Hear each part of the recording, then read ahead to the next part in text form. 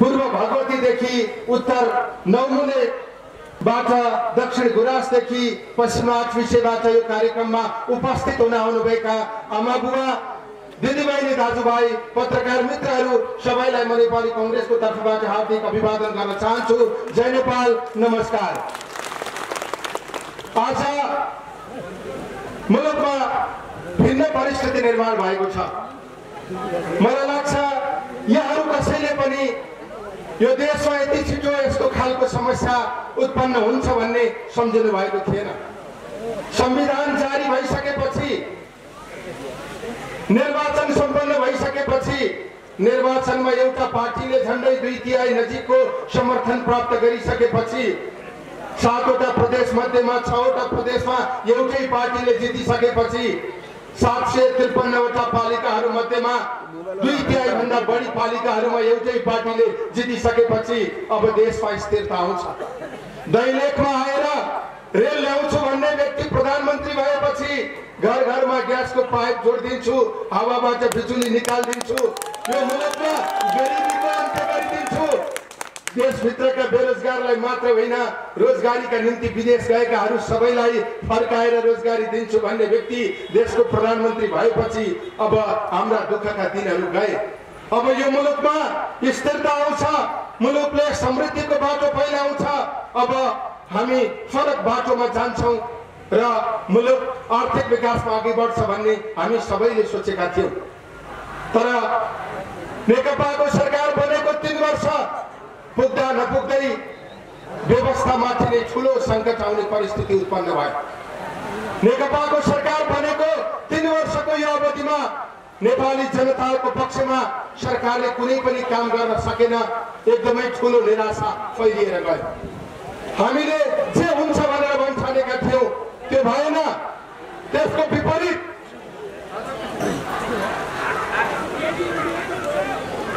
केही हुन्छ भनेर आशा गर्ने परिस्थिति निर्माण भएको थियो।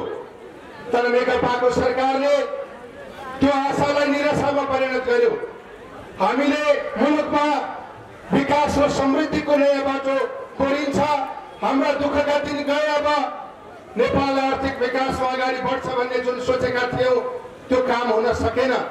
फेरि निराशाको कालो बादल बढारिएको छ। कालो बादल मडारिँदै गर्दा अब हामी फेरि यही निराशाबाट गुज्रिने कि यो बादललाई हटाएर नयाँ बाटो हामी आफैले पहिलाउने। केपी ओलीको नेतृत्वमा नेकपाको सरकार बन्यो। नेकपाको सरकार बन्नेदेखि यो मुलुकमा भ्रष्टाचारको काण्डहरू एकपछि अर्को गर्दै श्रृङ्खलाबद्ध ढङ्गबाट अगाडि आयो। वाइगढी काण्डबाट सुरु भएको भ्रष्टाचार आज एथी होल्डिङ्स, नेपाल ट्रस्टको सम्पत्ति, सेक्युरिटी प्रेस, बुढी गण्डकी, मेलम्ची खानेपानी योजना, स्वास्थ्य सामग्री खरिददेखि लिएर अरू धेरै कुराहरूमा अनियमितता भएका खबरहरू बाहिर आए। हामीले मुलुकमा सुशासन हुन्छ, भ्रष्टाचारको अन्त्य हुन्छ र मुलुकमा अब नयाँ ढङ्गबाट पद्धतिको विकास हुन्छ। पद्धतिसँग ढङ्गबाट, नियमसँग ढङ्गबाट काम हुन्छ। अब पहुँचका आधारमा होइन, योग्यताको आधारमा जागिर पाइन्छ। योग्यताको आधारमा राज्यले अवसरहरू दिन्छ। हामीलाई त्यस्तो लागेको थियो। तर भ्रष्टाचार यति मौलाउँदै गयो कि मुलुकमा कुनै पनि ठाउँ त्यस्तो रहेन जहाँ भ्रष्टाचार नभएको होस्। कुनै पनि भएको छैन। मन्त्रालयको मन्त्रीले मेलम्ची खानेपानी योजनाको सम्बन्धमा सचिवले भ्रष्टाचार गर्यो भनेर पत्रकार सम्मेलनको आयोजना गर्नुभयो। मन्त्रालयको सचिवले मन्त्रीले भ्रष्टाचार गर्नुभयो भनेर मन्त्रालयमै पत्रकार सम्मेलनको आयोजना गर्नुभयो। तर सरकारले न मन्त्रीमाथि छानबिन गर्यो न सचिवमाथि छानबिन गर्यो। एउटा सरकारको मन्त्रीले 70 करोड कमिसनमा पनि त्यो मन्त्रीमाथि कुनै कारबाही भएन। केपी ओलीजी प्रधानमन्त्री भइरहनु भयो भने 70 करोड घुस खाने त्यो मन्त्री फेरि मन्त्री हुने खतरा छ। तपाईँ हामीले लगाउने मास्क जसको मूल्य जम्मा 8 देखि 10 रुपियाँ पर्छ, सरकारले चीनसँग G2G सम्झौता गरेर हाम्रो कोषबाट हामीले कर तिरेर जम्मा भएको पैसाबाट सरकारले एउटा मास्कको मूल्य 53 रुपियाँमा खरिद गरेको छ। 8 रुपैयाँ पर्ने मार्क्सलाई 53 रुपैयाँमा किनेर सरकारले कति धेरै कमिसन खायो। यो हाम्रा विरुद्ध छर्लङ्ग भएको छ। त्यति मात्रै होइन, तपाईँ नेकपाको घोषणा पत्रभित्र लेखिएको छ, यदि नेकपाको गठबन्धनले जित्यो भने नेपालमा 2 वर्षमा हामीले खाद्यान्नमा देशलाई आत्मनिर्भर बनाउने छौँ भनेर उहाँहरूले भन्नुभएको छ। खाद्यान्नमा आत्मनिर्भर बनाउने त धेरै परको कुरा, उहाँहरूले 3 वर्ष सरकार चलाउनु भयो, किसानलाई मलसम्म पनि दिन सक्नु भएन। नाकाबन्दीको बेलामा केपी ओलीले नाकाबन्दीको विरोध गर्नुभयो। नाकाबन्दीको विरोध गरेर उहाँले धेरै भोट लिनुभयो, तर सरकारले भारतबाट आयात गर्ने तरकारीमा विषादी परीक्षण गर्ने भनेर क्याबिनेटले निर्णय गर्यो। कताबाट फोन आयो, विषादी परीक्षण गर्ने निर्णय कार्यान्वयन भएन। यस्ता थुप्रै कामहरू केपी ओलीको सरकारले गरेको छ। केपी ओलीको सरकारले होइन, नेपालको संसदले लिम्पियाधुरा लिपुले कालापानी समेटेको नक्सा सार्वजनिक गर्यो। संसदले सार्वजनिक गरेको नक्सा केपी ओलीले शिक्षा मन्त्रालयले प्रकाशित गर्ने पाठ्य पुस्तकमा राख्न दिनु भएन। उहाँले पहिले भन्नुभएको थियो जुलुस निकालेर भूमि सुरक्षा गर्न सकिँदैन, जुलुस निकालेर अथवा नक्सा बनाएर भूमिको सुरक्षा हुँदैन। त्यसो भए प्रधानमन्त्रीज्यू खुफिया एजेन्सीको पाउ ढोगेर नेपालको भूमि सुरक्षित हुन सक्छ त? नेपालको कूटनीतिक मर्यादालाई समेत उल्लङ्घन गरेर प्रधानमन्त्री केपी ओलीले खुफिया एजेन्सीको पाउमा नेपालको कूटनीतिलाई चढाउनु भएको छ, नेपालको विदेश नीतिलाई चढाउनु भएको छ। प्रभावका कारणले सरकारले लगेको सूचना प्रविधि विधेयक सरकारले पास गर्न सकेन, मानवाधिकार विधेयक सरकारले पास गर्न सकेन। यदि सूचना प्रविधि विधेयक पास भएको भए मोबाइल लिएर फेसबुकमा स्टाटस हाल्ने सबै मान्छे जेल जानु पर्थ्यो, किनकि कसैले पनि स्टाटस लेखेर सरकारको विरोध गर्न मिल्दैन थियो। सरकारको विरोध गर्नेलाई सिधै केपी ओलीको सरकारले जेल चलान गर्थ्यो। यो सरकारको एउटा मन्त्रीले भन्नुभएको छ, सरकारको विरोध गर्ने जति सबैलाई मोतीबिन्दु भएको छ। सरकारले जनतालाई ठग्छ, सरकारले बदलुट गर्छ, सरकारले अनियमितता मचाउँछ, तर त्यो सरकारको विरोध गर्यो भने मोतीबिन्दु भएको ठहर हुन्छ। सरकारले जनतालाई त्योभन्दा बढी अपमान गर्न मिल्छ? मानवाधिकार आयोगलाई महान्यायाधिवक्ताको मातहतमा राख्ने गरी सरकारले विधेयक पेश गर्यो। सुरक्षा परिषदको बैठकै नगरिकन सेना परिचालन गर्न पाउने गरी सरकारले विधेयक पेश गर्यो।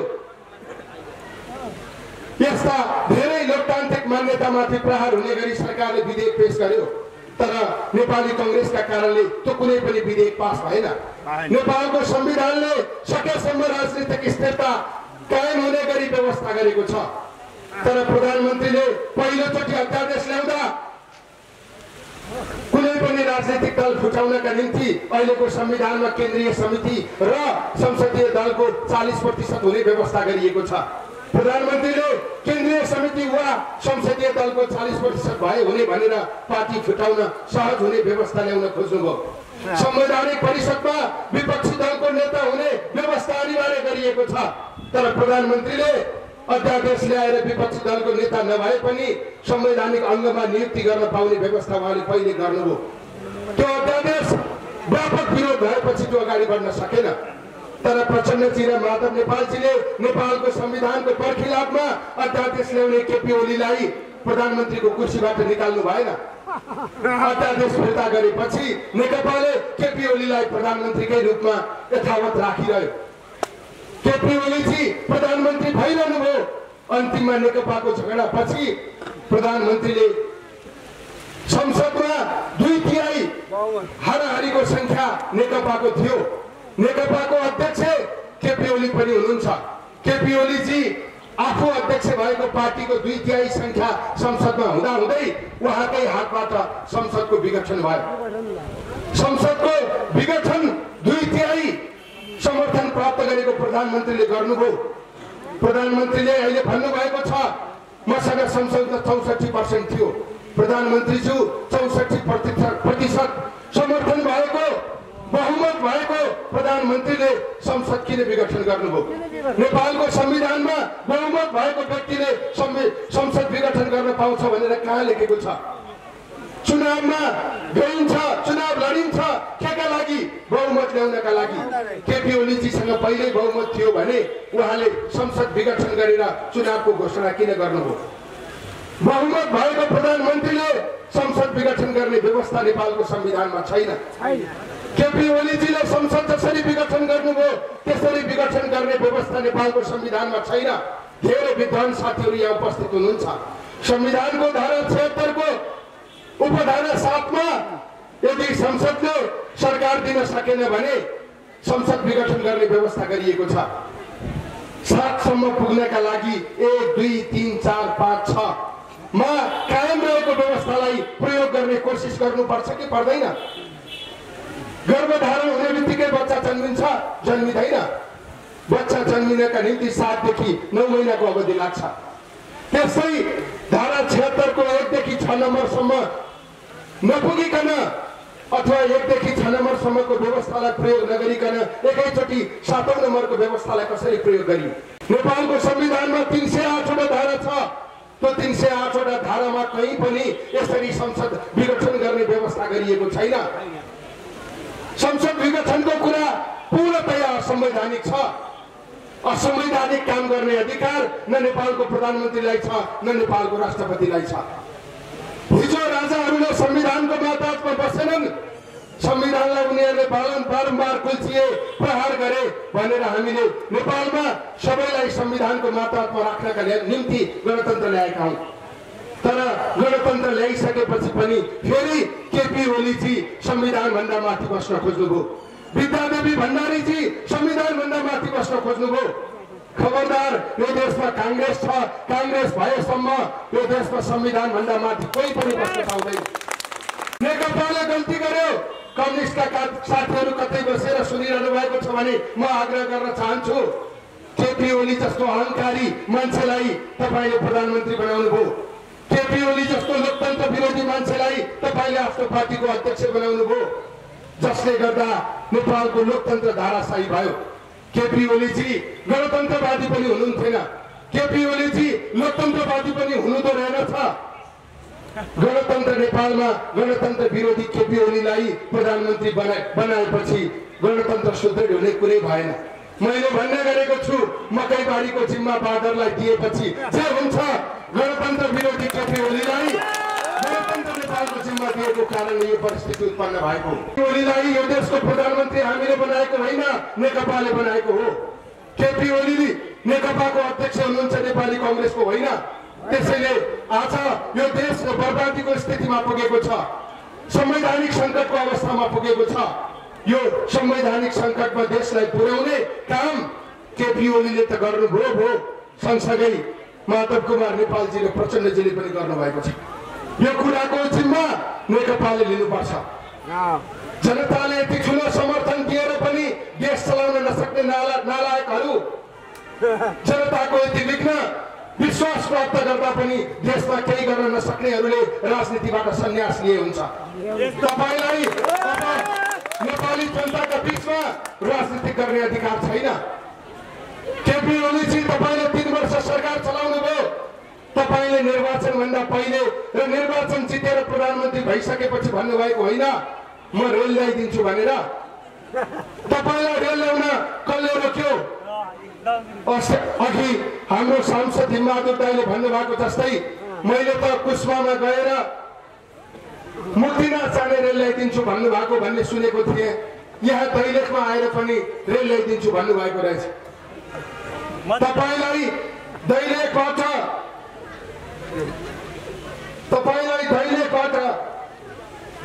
हिल्सासम्म रेल कुदाउन कसले रोक्यो? काठमाडौँबाट हिल्सासम्म रेल ल्याइदिनका निम्ति कसले अवरोध खडा गर्यो? घर घरमा ग्यासको पाइप जोड्दिनका निम्ति कसले तपाईलाई रोक्यो? हावाबाट बिजुली निकाल्न तपाईलाई कसले रोक्यो? नेपालमा गरिबी हटाएर 2 अङ्कको आर्थिक वृद्धि दर हासिल गर्न तपाईलाई कसले रोक्यो?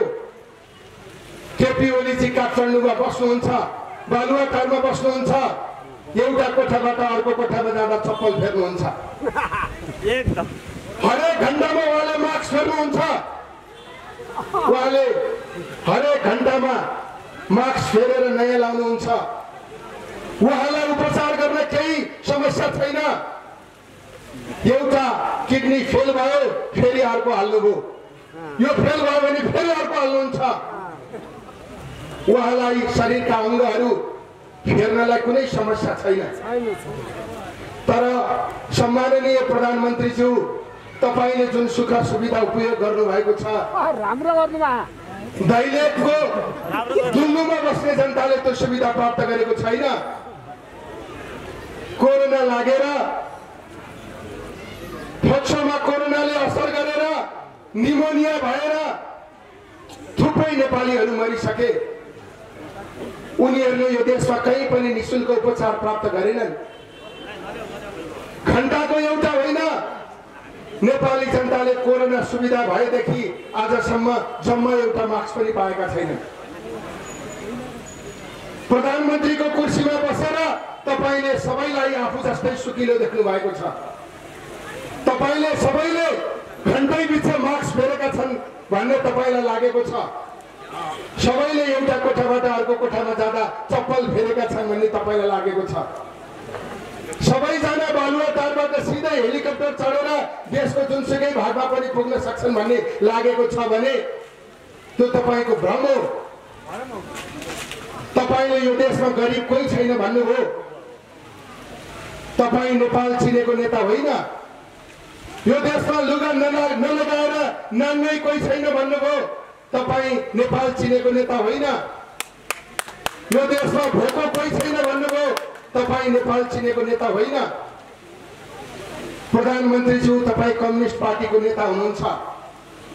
कुर्सीमा जानुभन्दा अगाडि सबैभन्दा बढी कुरा तपाईले गरिबको गर्नुभयो, तपाईले किसानको गर्नुभयो, तपाईले मजदुरको गर्नुभयो। तर कुर्सीमा गएपछि सबैभन्दा बढी प्रहार तपाईले गरिबलाई गर्नुभयो, किसानलाई गर्नुभयो। कोभिड लाग्यो, यो ठुलो मार्चको बीचबाट कुनै एकजनाले हात उठाइदिनुहोस्, सरकारले दिएको राहत कतिजनाले पाउनुभयो? छैन छैन छैन। सरकारले कुन गरिबलाई राहत दियो? छैन। कुन मजदुरलाई राहत दियो? कुन किसानलाई राहत दियो? यहाँ हजारौं आदरणीय जनसमुदाय हुनुहुन्छ। नेपालको कुन चाहिँ अस्पतालमा तपाईको निःशुल्क उपचार भयो? कोही पनि छैन। एउटा सरकार जसले जनतालाई उपचार गर्न सक्दैन, पीसीआर टेस्ट गर्न सक्दैन, राहत दिन सक्दैन, मेरो देशमा प्रधानमन्त्री र मन्त्री छ भनेर मैले कसरी मान्न सक्छु? यो सरकारले हाम्रा दाजुभाइहरू, मेरा युवा साथीहरू कतारमा छन्, मलेसियामा छन्, दुबईमा छन्। उनीहरू कोरोनाको यो सङ्कटमा त्यहाँको सरकारले उनीहरूलाई बस्न दिएन। उनीहरूको रोजगारी खोसियो, उनीहरू नेपाल आउन खोजे। नेपाल सरकारलाई भने हामी आफै टिकट काट्छौँ तर जहाज यहाँसम्म ल्याइदेऊ।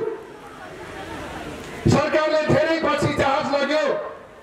नेपाली जनताको करले चलेको नेपाल एयरलाइन्सको जहाज दुबई गयो।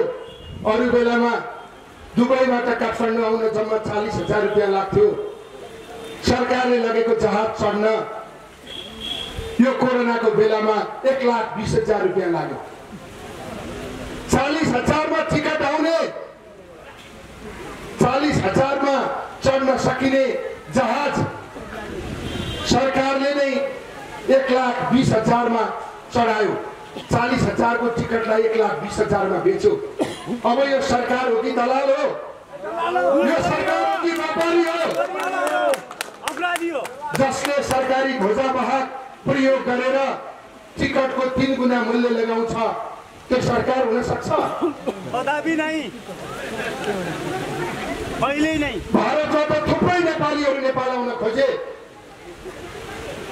राज्यपछि नागरिकताको प्रमाणपत्र दिने मात्रै दायित्व होइन, सङ्कटको बेलामा नागरिकको सुरक्षा गर्ने राज्यको दायित्व हो।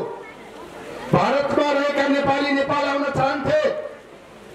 प्रधानमन्त्रीले ती नेपालीलाई हेपेर भन्नुभयो, महेन्द्रनगरको वनवासमा बसेको तपाईँ भारतमा हुनुहुन्छ।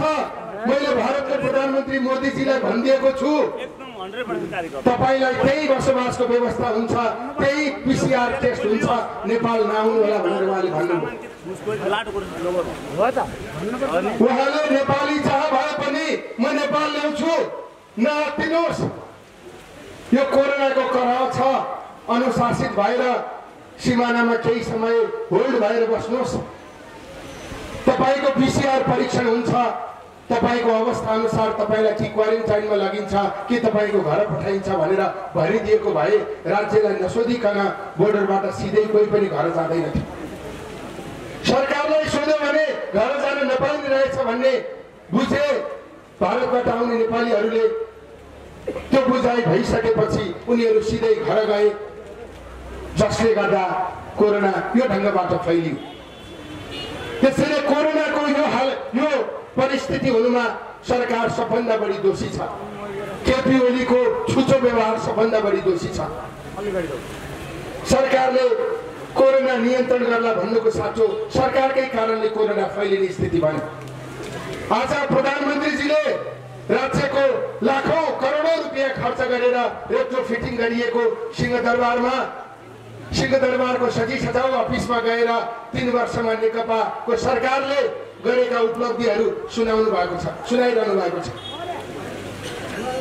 3 वर्षमा केपी ओलीजीले कतिपटक खोक्नुभयो, कतिपटक हाच्छिउ गर्नुभयो, कतिपटक अस्पताल जानुभयो, त्यो नेपाली जनताको सरकारको विषय होइन। 3 वर्षमा उहाँले ओम्नीलाई कतिवटा ठेक्का दिनुभयो, यति होल्डिङलाई कतिवटा सरकारी सम्पत्ति जिम्मा लगाउनु भयो, त्यो पनि नेपाली जनताका लागि उपलब्धिको विषय होइन। तर यो 3 वर्षमा केपी ओलीजीले जनताका निम्ति केही पनि काम गर्नु भएन। 3 वर्षको अवधिमा यो सरकारले एउटा पनि सिग्नेचर प्रोजेक्ट अथवा नयाँ परियोजना ल्याएन।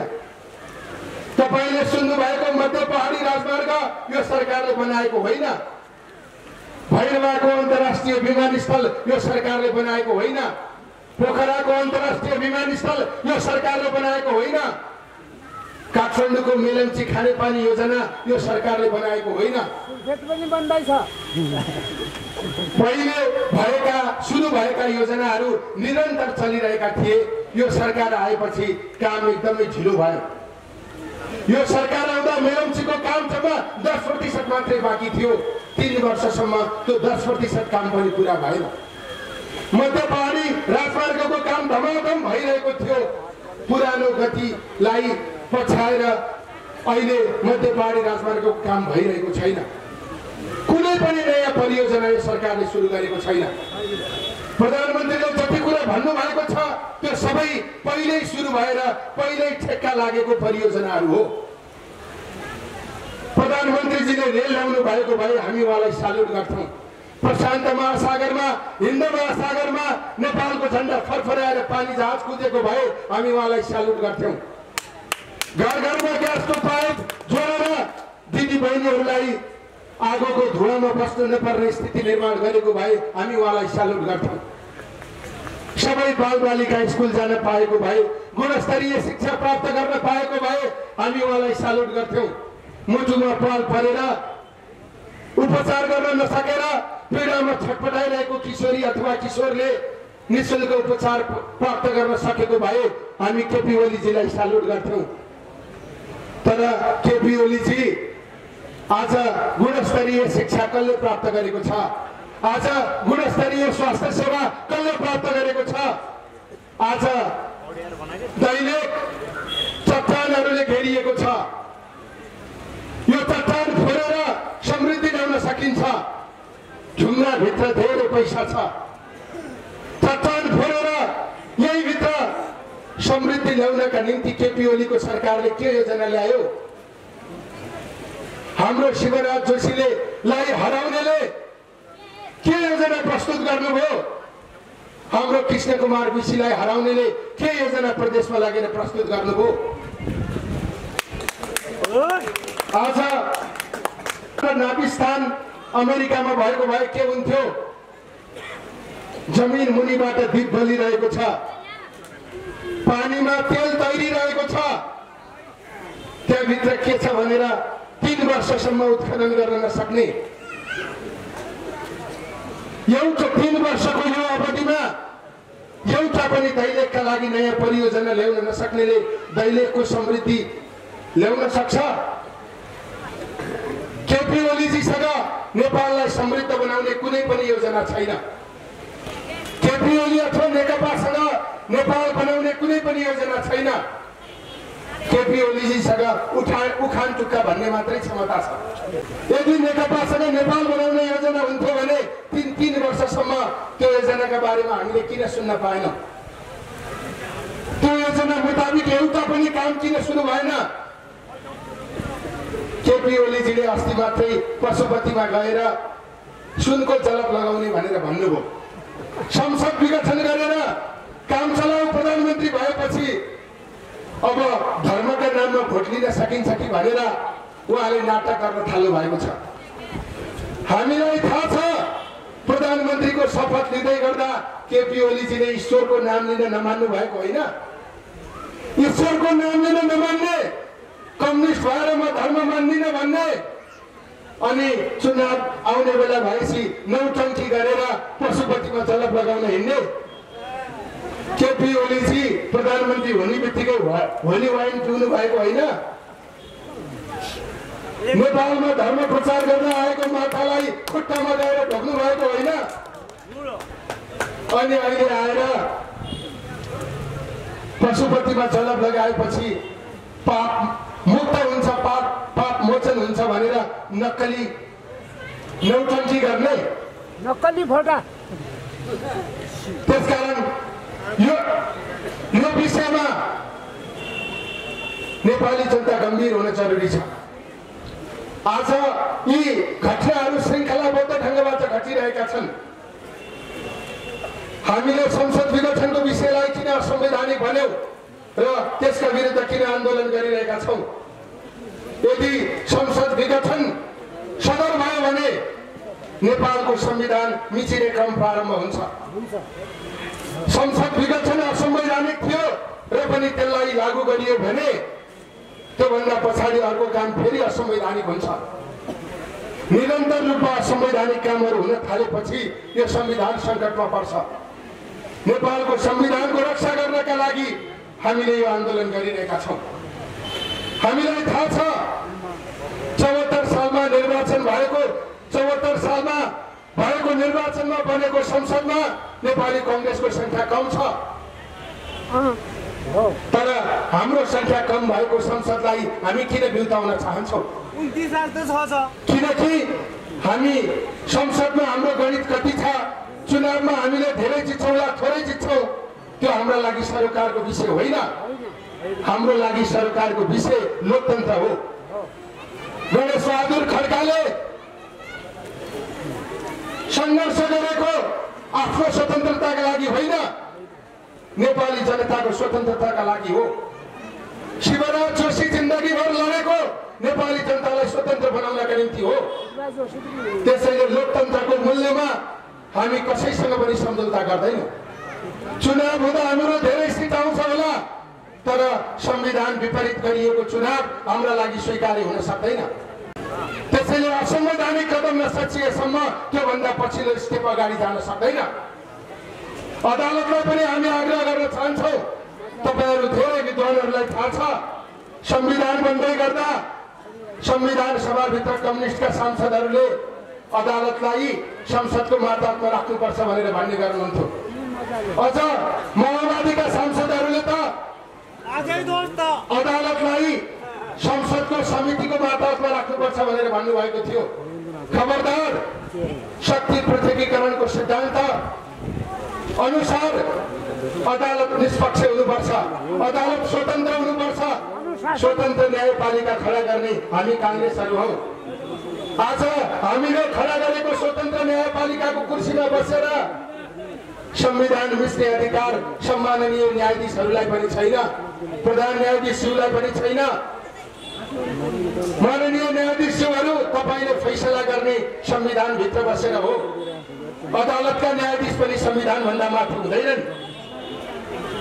संविधानको धारामा कतै पनि केपी ओलीजीले संसद जसरी विघटन गर्नुभयो त्यसरी विघटन गर्ने व्यवस्था छैन। अदालतलाई संविधान संशोधन गर्ने अधिकार छैन। अदालतले 308 वटा धारा बढाएर 309 वटा बनाउन सक्दैन।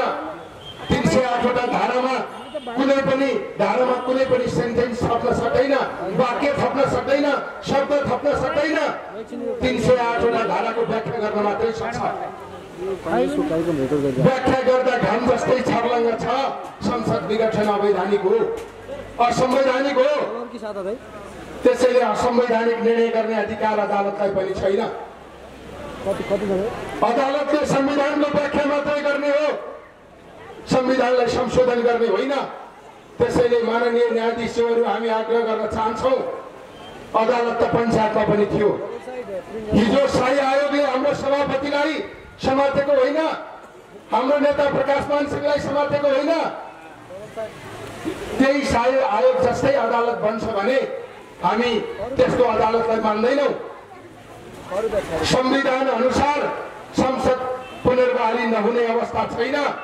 सेटिङ अनुसार संसदको पुनर्बहाली नभएर संसद विघटन सदर भयो भने त्यो बेलामा हामीले बुझ्नुपर्छ सेटिङ भएको रहेछ। सदरहरूका बीचमा हुन्छ। केपी ओलीजी दलाल हो, दलालको संरक्षक हो। केपी ओली एउटा दलाल, अदालतसँग मिल्नु हो। केपी ओलीको सेटिङ अदालतसँग भयो भने अदालत भित्र पनि दलाल रहेछन् भनेर हामीले बुझ्नुपर्ने हुन्छ।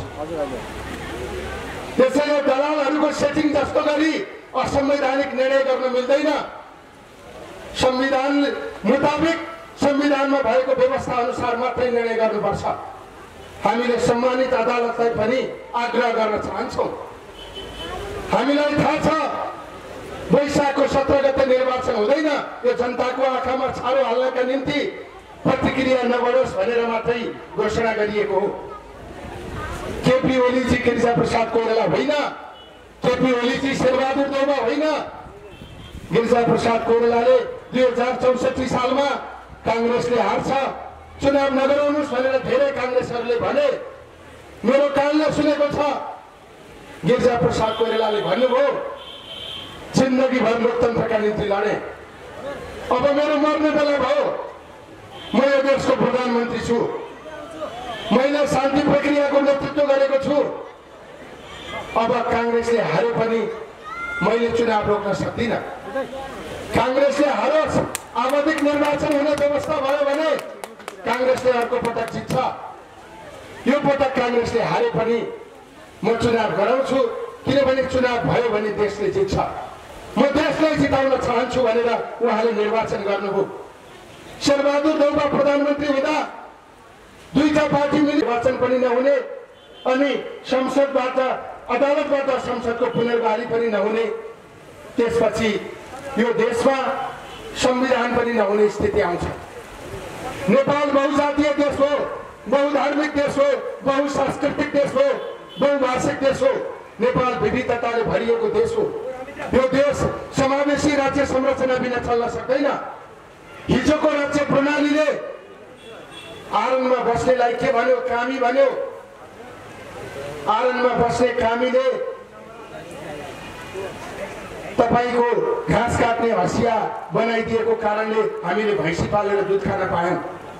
आरनमा बस्ने कामीले खन्ने घैँची बनाइदिएको कारण, जोत्ने हलो बनाइदिएको कारण, आली लाउने कोदालो बनाइदिएको कारण हामीले खेत रोप्न पायौं, मकै रोप्न पायौं, कृषि कर्म गरेर जीवन पद्धति चलाउन पायौं। हामीले त्यही आरणमा बस्नेलाई कामी भनेर अपमान गर्यौं। वास्तवमा त्यो यो समाजको इन्जिनियर थियो। लुगा सिउनेलाई दमाई भनेर हेप्यौं। हाम्रो नाङ्गो शरीर ढाक्ने लुगा त्यसले सिलाइदिएको थियो, त्यो पनि समाजको इन्जिनियर थियो।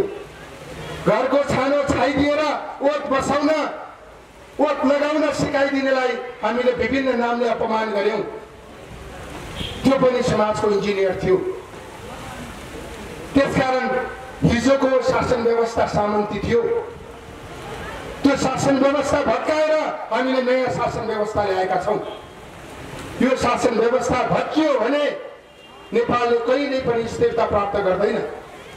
आज संसारमा कुन चाहिँ देश छ हाम्रो जस्तो 1/3 महिलालाई सांसद बनाउने संविधान बनाएको देश। अमेरिकाको संसदमा कतिजना महिला सांसद छन्, भारतको संसदमा कतिजना महिला सांसद छन्, अनि नेपालमा जस्तै 1/3 महिला सांसद भएको संसद संसारको कतिवटा देशमा छ। त्यसैले यो ठूलो उपलब्धि हो, यो उपलब्धिको रक्षा गर्नुपर्छ।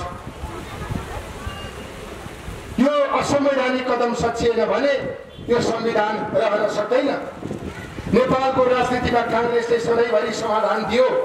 म कांग्रेस भएर यो भनेको होइन, कांग्रेस दुध्दै आएको छ, सबै कुरा ठिक गरेको छ, त्यो पनि म भन्दिनँ।